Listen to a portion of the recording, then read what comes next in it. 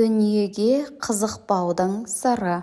Бір кісі Хасан Басриден сіздің осы дүниеге қызықпайтыныңыздың сыры неде деп сұрайды. Сонда ол 4 нәрседе деп жауап береді. Біріншісі, менің несібемді ешкім ала алмайтындығын түсіндім. Сондықтан менің жүрегім тыныштапты. Екіншісі, менің жұмысымды ешкім істемейтінін түсіндім де, оны өзім істей бастадым. Үшіншісі, Алла мені көріп тұрғанын түсіндім де, менің күнә істеп тұрғанымды көруінен ұялдым.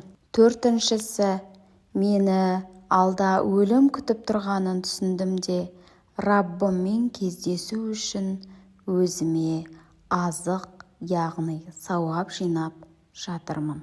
Пайғамбарымыз оған Алланың игілігі мен сәлемі болсын, дүниеге қатты қызықпа, оған мән берме. Сонда Алла сені жақсы көреді. Адамдардың қолындағы нәрселерден де үмітіңді үз. Олардан еш нәрсе сұрама.